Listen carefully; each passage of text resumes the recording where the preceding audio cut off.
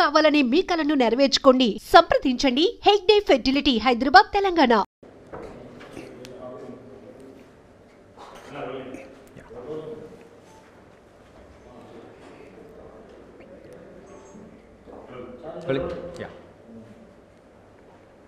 Hi guys, welcome to I dream. నేను మీ Chanakya. Present ఇప్పుడున్న వచ్చే మూవీస్లో ఒకసారి అబ్జర్వ్ చేసుకుంటుంటే మరి ఏప్రిల్ మంత్లో one of the waiting and anticipated movie ఏదైనా ఉందంటే అది ఓదెలా 2. ఓదెలా 1 అది కరోనా టైంలో వచ్చి మరి ప్రేక్షకులకు కూడా అంత ఎక్కువగా రీచ్ కాలేదు, కానీ ఓటీటీలోకి వచ్చిన తర్వాత ఎంతమంది చూశారో. కానీ ఈసారి ఓదెలా 2 మాత్రం అందరికీ అందుబాటులో ఉండేటట్టు కూడా, థియేటర్లో ఎక్స్పీరియన్స్ కూడా కంప్లీట్గా ఒక వైడ్ రేంజ్లో చూసేటట్టు కూడా మనం చూడబోతున్నాము. మరి ఆ మూవీ ఏప్రిల్ 17న రిలీజ్ కాబోతుంది. మూవీ ప్రొడ్యూసర్ మధు గారు ఇప్పుడు మనతో పాటు ఉన్నారు. ఓదెలా 2 విశేషాలు ఏంటో ఆయన అడిగి తెలుసుకున్నాం. Hi sir. హాయ్ అండి. ఎలా ఉన్నారు సార్? సూపర్ అండి. సూపర్తో పాటు మాకు బోల్డ్ ఎంత ఎంటర్టైన్మెంట్ని పంచడానికి కూడా ప్రిపేర్ అయిపోయినట్టున్నారు. ఎస్ అండి. ఎలా ఉండబోతుంది సార్ ఓదెలా 2? చూస్తారు కదా ఏప్రిల్ 17th. యా, అంతకంటే ముందు టీజర్ అండ్ ట్రైలర్ రిలీజ్ అయిన తర్వాత డిఫరెంట్ యాంటిసిపేషన్ అనేది కూడా వచ్చేసింది. అరే ఓదెలా అంటే అది కంప్లీట్గా ఒక క్రైమ్ థ్రిల్లర్గా చేసింది. కాకపోతే ఇక్కడ ఓదెలా 2 విషయానికి వచ్చేటప్పటికి ఇట్స్ అ డిఫరెంట్ టర్న్. అవును. యా, ఇది సూపర్ న్యాచురల్ థ్రిల్లర్ అండి. అది యాక్చువల్గా ఏంటంటే ఫస్ట్ స్టార్ట్ అవ్వడం ఒక బేసిక్ స్టోరీ తోటి అయిందండి. కానీ ఇది ఓదెలా 2 అనేది మళ్ళీ 2 సినిమాలకు 1 డే కూడా గ్యాప్ ఉండదు, కంటిన్యూషన్ ఉంటుంది. మీరు అనొచ్చు అదేంది థ్రిల్లర్ని పట్టుకొని ఇలా, సూపర్ న్యాచురల్ థ్రిల్లరు 1 డే కూడా ఎక్కడ బ్రేక్ ఉండదు, కంటిన్యూషన్ ఉంటుంది సినిమా. మెయిన్గా యాజ్ ఎ ప్రొడ్యూసర్గా ఒకరు ఫస్ట్ వచ్చేటప్పుడు ఏదైనా ఒక మూవీ నుంచి స్టార్ట్ అవ్వాలనుకుంటారు. కాకపోతే మీరైతే ఈ సెకండ్ పార్ట్ నుంచి మొదలు పెట్టడం అనే దానికి రీజన్ ఏంటి? అది కోఇన్సిడెంటల్గా అయిందండి. ఏంటంటే సంపత్ గారు నేను కలవడము, తను స్టోరీ చెప్పడం, అంతకుముందుకు ఓదెలా రైల్వే స్టేషన్ పార్ట్ 1 నేను చూడడము, నాకు ఈ పార్ట్ 2 అనేది తమన్నా గారు ఎవరుంటారు ఇందులో అంటే తమన్నా గారు అంటే ఆ కంటెంట్ నచ్చే నేను స్టార్ట్. రైల్వే స్టేషన్ చూసినప్పుడు ఏమనిపించింది సార్? నార్మల్గా అప్పుడేమో ఒక ఆడియన్గా చూసినట్టారు. అవునవునండి, అవును, ఎగ్జాక్ట్లీ. లాస్ట్ వరకు వెరీ క్యూరియాసిటీ ఉంటుంది కదండి. అది అసలు ఎలా అంటే ఏంది ఎవరు అన్నట్టుగానే ఉంటుంది. అలానే ఒక ఆడియన్గా చాలా థ్రిల్గా ఫీల్ అయినాను కాబట్టి 2 ఇంట్రెస్ట్గా వచ్చి చూశాను, విన్న తర్వాత కంటెంట్ నచ్చింది నాకు. తమన్నాను ఊహించుకోవడం, అందులో తమన్నా ఉంటే ఎలా ఉంటుంది, తమన్నా తెలుసు కదా మామూలుగా యాక్టింగ్ బాహుబలిలో ఎలా చేసింది, దాన్ని బట్టి దిగాం. అండ్ ఈ ఓదెలా 2 విషయానికి వచ్చేటప్పటికి సూపర్ న్యాచురల్ పవర్ అనేది కూడా తీసుకొని రావడము, దాని చుట్టూ ఒక స్టోరీ అనేది కూడా ఆ క్రైమ్ని కానీ కంప్లీట్గా బిల్డ్ చేయడం అనేది కూడా మనం చూస్తున్నాం. అవును. ప్రెసెంట్ ఇప్పుడున్న జనరేషన్ పీపుల్కి ఇది ఎంతవరకు ఎక్కచ్చు అని మీరు అనుకుంటున్నారు? ఇది యాక్చువల్గా ఏంటంటే ఇది ఒక ఫిక్షన్ లాగా అల్లుకున్నది కాదు సినిమా. చెప్పాలంటే ఇది విత్ లాజిక్ లేకుండా సినిమా అనేది ఉండదు. అంటే ఎక్కడో కొంచెం ఓ 10-20% యాడ్ చేస్తుంటే 80% సినిమా అనేది విత్ లాజిక్ ఉంటుంది. ఏదైనా మీరు టీజర్లో చూశారు, ఒక మనిషిని శవం, అతను అనే మాటలు అవన్నీ మీకు వినిపించి ఉంటాయి అనుకుంటున్నాను. అలా ఏ సీన్ కూడా ఏది కూడా ఫిక్షన్ టైప్లో ఉండదు సినిమా. మీరు చూస్తే ఓహో ఇది నిజం కదా, రెఫరెన్స్ బుక్స్ ఇప్పుడు నీకు ఒక పురాణాల్లో ఇవన్నీ ఉన్నాయే సినిమా తీసింది. ఓకే, మీరు సినిమా చూశాక మీకే తెలుస్తుంది ఓహో ప్రొడ్యూసర్ గారు ఆ రోజు అన్నది కరెక్టే. ఓకే సార్, ఇంకొకటి మన తెలుగులో ఇంకొక నానుడి అనేది కూడా ఉంది. ఏంటంటే ఫస్ట్ పార్ట్తో కంపేర్ చేసుకుంటే సెకండ్ పార్ట్ అంత కిక్ అనేది ఇవ్వదు, ఆ సక్సెస్ అనేది కూడా సాధించడం అనేది కూడా ఎక్కడో తప్పటడుగులు కూడా పడిపోయే సందర్భాలు ఉంటుంది. కమింగ్ టు ద ఓదెలా 2 మాత్రం అలా అనిపించట్లేదు. అసలు తప్పటడుగులు కాదు, ఎక్స్ట్రా అడుగులు చాలా పడ్డాయి. ఇది తప్పటడుగులు కాదు. ఇది ఎలా అంటే 1 ఇక్కడ ఉంటే 2 ఎక్కడో ఉంది. మెయిన్గా అంత రేంజ్కి తీసుకెళ్ళడానికి గల రీజన్ ఏంటి? రీజన్ సంపత్ గారు ఒక డైరెక్టర్గా, సంపత్ గారు ఒక స్టోరీ రైటర్గా, ఒక డైరెక్టర్గా, ఒక ప్రొడ్యూసర్గా నేను కూడా ఒక బడ్జెట్ అనేది ఫస్ట్ ఒకటి అనుకున్నాము. బడ్జెట్ ఆలోచించామనుకుని సినిమా కిల్ అయిపోతుంది. బడ్జెట్ ఎందుకంటే ఒక డిసిషన్ మేకర్ ప్రొడ్యూసర్ ఇక తీసుకోవాల్సింది కాల్. ఎందుకంటే ఈ సినిమాని మనం చంపొద్దు. అంటే బడ్జెట్లో కాంప్రమైజ్ అయ్యామనుకోండి, ఈరోజు ఇంత బజ్జు ఇంత ఇంత క్వాలిటీ ఇంత రాదు అసలు. ఇంతమంది మాట్లాడుకునే వాళ్ళు కాదు. తను నేను కూర్చున్నప్పుడు ఎన్నో డిస్కషన్స్, ఎన్నో సిట్టింగ్లల్లో తను కూడా ఏదో ఒక రోజు ప్రెస్ మీట్లో చెప్తాడు సక్సెస్ పార్టీలో ఎన్నో. ఎందుకంటే ఈరోజు ఇంత బజ్ రావడానికి కారణము దాని వెనకాల చాలా ఎక్సర్సైజు చాలా ఉన్నాయి. ఓకే సార్, మీరు చూస్తుంటేమో ఒక ప్యాషనేట్ ప్రొడ్యూసర్ లాగా అనిపిస్తున్నారు. ఇంత ప్యాషన్తో మీరు చేశారు, మీరు నమ్మి విన్న కథ, సో అది స్క్రీన్ మీద చూసుకునేటప్పుడు ఫస్ట్ కాపీ అని ఎలా అనిపించేది? యాక్చువల్గా నేను విన్నప్పుడు ఇంకా తక్కువ అండి, ఇందులో ఒక 50%, తర్వాత తీసింది 100%, ఇంకా వేరే ఉంది. ఎందుకంటే నేను చెప్పిన దానికన్నా చాలా ఎక్కువ ఉంది ఇది. అది ఏంటంటే బడ్జెట్ వైడ్ కానీ, క్వాలిటీ వైజ్ కానీ, కంటెంట్ వైజ్ కానీ, గ్రాఫిక్స్ యాడ్ అయినాయి, క్లైమాక్స్ చాలా ఫస్ట్ అవుట్ అనుకున్నాము. ఇంకొకటి యాజ్ పర్ ఇది, ఇందులో ఎలాంటి ఫిక్షన్ కూడా లేదండి, యాజ్ పర్ లాజిక్గానే ఉంటుంది సినిమా. వితౌట్ ఇది 100% బల్లగుద్ది చెప్పగలుగుతాం. ఓకే, సినిమా చూశాక మీరు ఫోన్ చేసి కూడా అడగచ్చు. ఓకే, ఫస్ట్ పార్ట్ ఏమో based on a true incidents అనేది కూడా అన్నారు. అవునండి. ఇదైతే కంప్లీట్ ఫిక్షనలేనా? ఏది ఫస్ట్ పార్టా? సెకండ్ పార్ట్ కూడా ఫిక్షనల్ కాదండి. ఇప్పుడు వితౌట్ లాజిక్ సినిమా అనేది ఉండదని చెప్తున్నాను కదా, ఫిక్షన్ అనేది కాదు. నో సార్, అంటే ఫస్ట్ పార్ట్ అంతా రియల్గా జరిగిన ట్రూ ఇన్సిడెంట్ బేస్ చేసుకొని తీసుకున్న స్టోరీ. అవును. ఈ సెకండ్ పార్ట్ విషయం అనుకో వచ్చేటప్పటికి ఇట్స్ కంప్లీట్లీ ఫిక్షనలే కదా? ఫిక్షనల్ కాదండి ఇది కూడా లేదు. ఒక నాగసాధు అనేది ఫిక్షన్ కాదు కదా. యా, ఒక నాగసాధు అనేది ఆమె ఎవరు ఏంది అనేది మీ సినిమాలో చూస్తారు. ఓకే, ఒక మనిషిని, ఒక శవంని పాతి పెడుతున్నారు, అది ఏ ప్రకారంగా పెడుతున్నారు, దానివల్ల ఎన్ని దుష్పరిణామాలు వస్తాయి అలా పెడితే అనేది సినిమా. ఇలా ఫిక్షన్ అనేది ఉండదు. నేను చెప్తున్నా, నేను గ్యారంటీ చెప్తా. ఓకే, ఒక 20% ఎక్కడైనా ఒక రియల్ ఇన్సిడెంట్స్ని మనం తీసామనుకోండి, యాజ్ డీస్గా తీస్తే ఎవరు ఏ ఆడియన్స్ కూడా దానికి కొంచెం అనేది ఒకటి ఉంటుంది కదా, సినిమాటిక్ లిబర్టీ అనేది కూడా కొంచెం ముందుకు వెళ్ళిపోతుంటాం. ఓకే, ఇప్పుడు గోల్డ్ ఉందండి, 100% గోల్డ్ తోటి మనం ఒక ఆర్నమెంట్ చేస్తే అది కరిగిపోతుంది. దానికి 10% కేడియం కలపాలి కదా, కలిపితేనే అది స్ట్రాంగ్ ఉంటుంది. అలా ఇది కూడా కొంచెం అనేది యాడింగ్ అనేది ఉంటుంది. Okay, first time Sampath Nandi గారు ఈ స్టోరీ గురించి మీకు చెప్పినప్పుడు, సో అరే ఇందులో మనము అంటే దీంట్లో మనం దిగితే సో ఖచ్చితంగా ప్రేక్షకులకు కూడా ఒక డిఫరెంట్గా యాజ్ ఎ ప్రొడ్యూసర్గా తొలి అడుగుడు పడ్డంలో కూడా చాలా బాగా పడుతుంది అని అనుకున్న కాన్ఫిడెన్స్ ఏ పాయింట్ అనిపించింది? నాకా? యా, అంటే స్టోరీలో అతను కంటెంటు, అతను చెప్పిన విధానము, అంటే ఇతను తీయగలగడనేది అతని మీద నమ్మకం బాగుంది నాకు. ఎందుకు అంటే అతను పెద్ద డైరెక్టరు, పెద్ద హీరోలతో తీశాడు.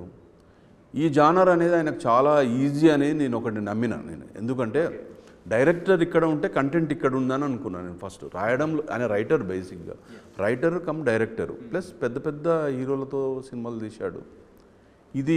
ఈ కంటెంట్ను ఈజీగా తీయగలుగుతాడు. అంటే నేను ఏం నమ్ముతానంటే, ఒక బలవంతంతో బలం తక్కువన్నోడు మనం పోకూడదు, అంత పెట్టుకోవద్దు. ఇక్కడ ఇతను బలవంతుడు, కంటెంట్ అనేది అతనికి ఇది చిన్నదే అనిపించింది నాకు. చిన్నది మీన్స్ అలా కంటెంట్ అలాని కాదు, రాయడంలో చేయడంలో. ఇప్పుడు మనకన్నా స్ట్రాంగ్ పర్సన్ తోటి మనం కొట్లాడలేము. ఇతను ఈజీగా దీన్ని హ్యాండిల్ చేయగలగడు అనేది నేను ఒక బిజినెస్ మ్యాన్గా ఆలోచించిన. మరి అంత బ్లైండ్గా అనేది ఏం దూకలేదు నేను. కొంతమంది అనుకున్నారు, ఏంది సంపత్ నంది గారితో సినిమా తీస్తున్నాడు, బడ్జెట్ ఒకటి అన్నారు, ఇంకొక బడ్జెట్ ఎక్కడో వెళ్ళిపోతుంది. అది ఎందుకు వెళ్తుంది, ఎక్కడికి వెళ్తుంది అనేది తనకు నాకు తెలుసు. నేను నవ్వుకునేవాడిని. ఎందుకంటే అరే వీడు అనవసరంగా ఇంత డబ్బులు పెడుతున్నారు, అనవసరంగా వేస్ట్ అవుతున్నాయి. ఎందుకంటే 95% ఫెయిల్యూర్ ఇండస్ట్రీలో సినిమాలు అనేది 5%. సక్సెస్ రేట్ అనేది చూసుకుంటే సింగిల్ డిజిట్లోనే ఉంది. Yes, yeah.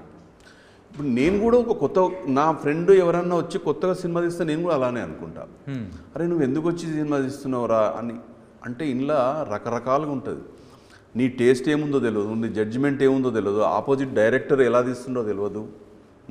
ఇవన్నీ దీనికి తెలుసో తెలియదని నాకు కూడా ఒక భయం ఉంటుంది. వాడు కొత్తగా ఎవడన్నా నాకు తెలిసిన ఫ్రెండ్ వస్తే.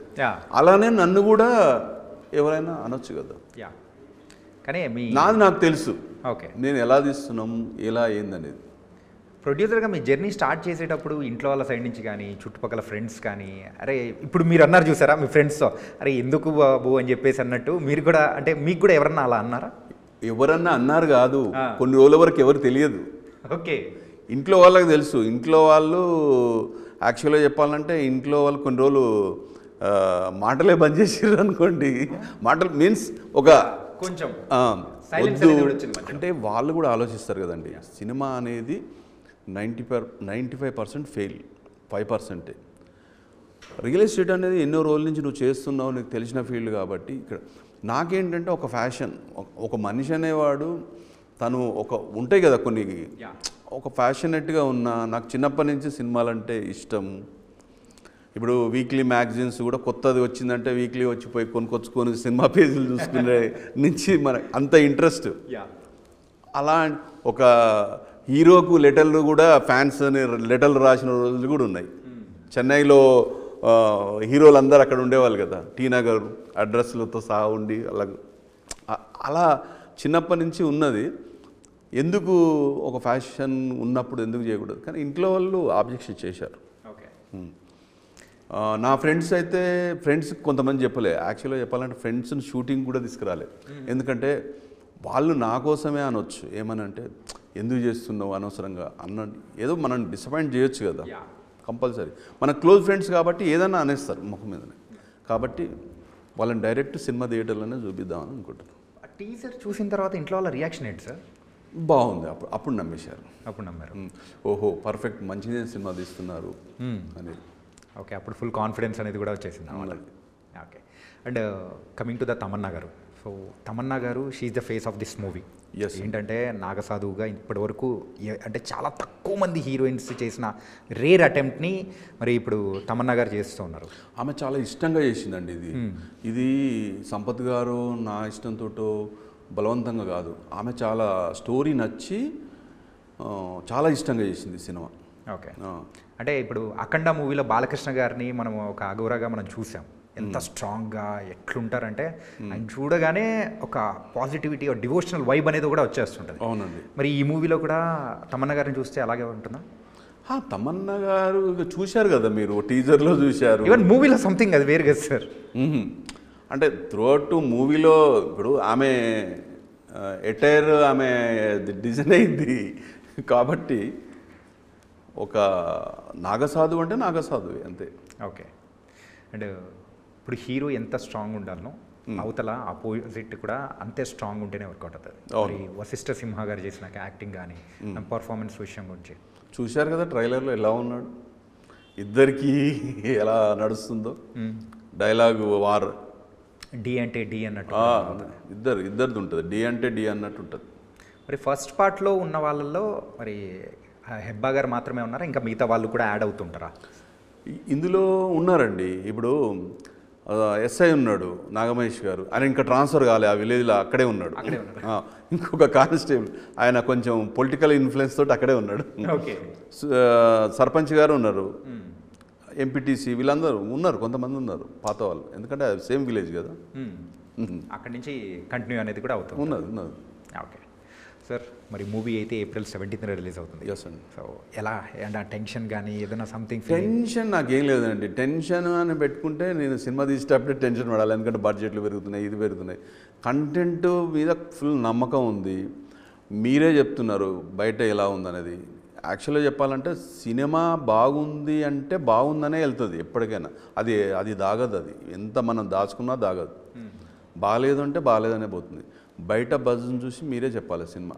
అంటే మీకు ఇప్పటివరకు వచ్చినట్టు ఎలా అనిపిస్తుంది? మాకు ఎలా అంటే ఇది ఏ రేంజ్కి పోతుంది, ఎలా నడుస్తుంది, ఎంతకు పోతుంది అనేది అలా ఆలోచిస్తున్నాం. ఏదో ఒక 1-2% ఆడియన్స్ నుంచి రెస్పాన్స్ కోసం వెయిటింగ్ అనుకోండి. ఓకే, ఎలా మూవీకి డైరెక్టర్గా ఉన్న అశోక్ తేజ గారు గురించి అవును, ఎట్లా డీల్ చేశారు ఏంటి? అతను వెరీ సాఫ్ట్ అండి. అతను ఏంటంటే అగ్రెసివ్గా అనేది అతను ఒక డైరెక్టరు అంటే ఎలా అంటే అలా ఇలా అని ఉంటారు కదా, పాపం వెరీ సింపుల్. తన పనేదో తను చేసుకొని వెళ్తాడు అంతే. ఇన్ఫ్యాక్ట్ చెప్పాలంటే సంపత్ నంది గారు ఇక్కడ ఉన్నారు, అవును, అండ్ అశోక్ తేజ గారు కూడా. So is a director, Yes. ఆయన సూపర్విజన్లో జరిగింది. అవును. సో ఇప్పుడు వాళ్ళిద్దరు ఫ్రెండ్స్ అండి, అసలు క్లోజ్ ఫ్రెండ్స్ వాళ్ళు. వాళ్ళ అసోసియేషన్ ఒక 15-20 years నుంచి ఉంది అనుకుంటా నాకు తెలిసి. ఓకే, వాళ్ళిద్దరు ఫ్రెండ్స్, అండర్స్టాండింగ్ అట్లేం లేదు. ఓకే. ఈ కైండ్ ఆఫ్ మూవీస్కి మెయిన్గా మ్యూజిక్ అనేది very very important. Yes, Loknath గారు, అవునండి. అజేష్ లోక్నాథన్ గారు, ఆయన ఇచ్చిన మ్యూజిక్ కానీ కాంతారా మూవీకి ఇవన్నీ మనం చూసాము. మరి ఇందులో ఎలా అనిపించింది?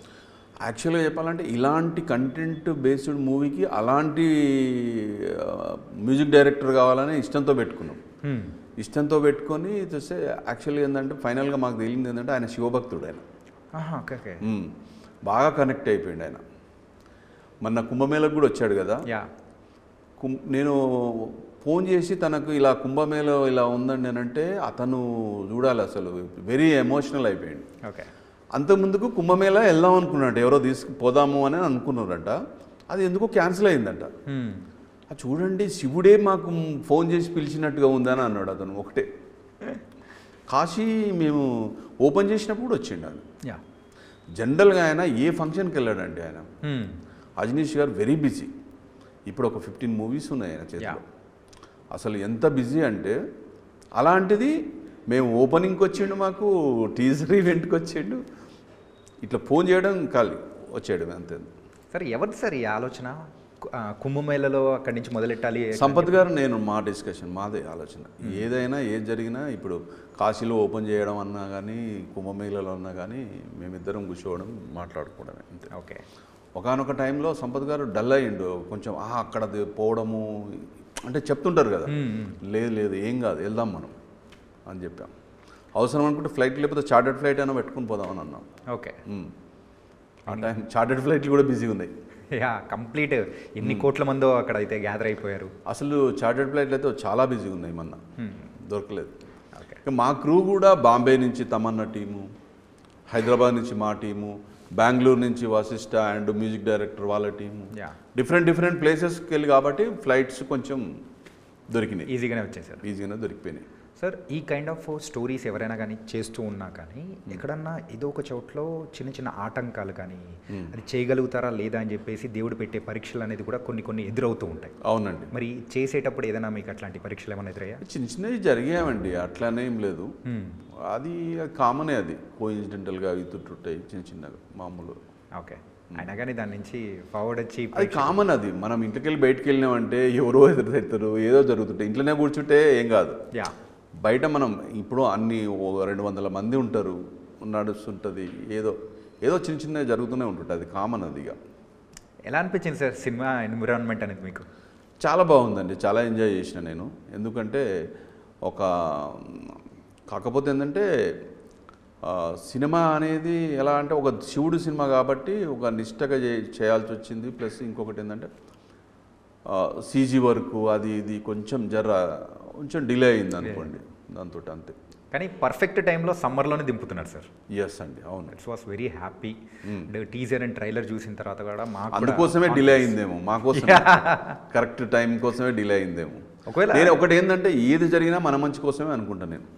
ఆ జరిగిన దాన్ని మనము తీసుకోవాలి కానీ దాన్ని వాదించుకుంటూ చేసుకుంటూ ఉంటే బాగుండదు. ఇప్పుడు ఉన్న దాంట్లో సంతోషపడాలి మనం. అండ్ ఫైనల్గా అయితే April 17న రిలీజ్ కాబోతుంది. మరి ఓదెల 2 గురించి ఫైనల్గా ఏం చెప్పాలనుకుంటున్నారు ప్రేక్షకులకి? అదేనండి, ప్రేక్షకులకు నేను చెప్పేది, ప్రేక్షకులు ఇప్పుడు మారిపోయారండి. ఒకప్పుడు ప్రేక్షకులు వేరు, ఇప్పుడు వేరు. ఒకప్పుడు ఏమంటే ఒక ఫైట్, 2 పాటలు, ఒక ఎంటర్టైన్మెంట్, కొంచెం కామెడీ ఇలా చూస్తుంది. ఇదంతా చూసి బోర్ వచ్చేసింది జనాలు. పాత స్టైల్కి వెళ్ళిపోయింది. ఒక థీమ్, ఒక ఆర్ఆర్ కానీ బ్యాక్గ్రౌండ్ స్కోరు, ఒక సాంగ్ వచ్చిందంటే ఒక సాంగ్ అనేది సడన్గా ఎందుకు వచ్చిందో అర్థం కావద్దు. ఇది ఒక కథలోనే సాంగులు ఉండాలి, ఒక ఎమోషనల్ డ్రైవ్ అలాంటివి ఉంటాయి ఇందులో. ఎవ్రీ సీన్ ఒక కొత్తగా ఉంటుంది ఇందులో. ఓకే. ఎందుకంటే ఎప్పుడు చూడని సీన్లు ఉంటాయి. ఇక ఒక ట్విస్టర్ ఉంది చూడండి, సుడిగాలి. అది ఎక్కడన్నా సినిమాలో ఎక్కువ చూసారా? అట్లా ఎగ్జాంపుల్ చెప్తున్నా, అంటే మీకు కనిపించింది చెప్తున్నా. అలాంటివన్నీ కొత్తదనంగా ఉంటుంది సినిమా. ఓకే. ఒక ఎంత ఎక్స్పెక్టేషన్స్ అన్నా పెట్టుకొని రండి, మీరు మీ ఎక్స్పెక్టేషన్స్ తగ్గదు సినిమా, ఇది మాత్రం గ్యారెంటీ. Super sir. మొత్తానికైతే సమ్మర్లో అద్భుతమైన మూవీని కూడా మీరు దించబోతున్నారు, అదే కాన్ఫిడెంట్తో ఉన్నారు. Yes. And all the best.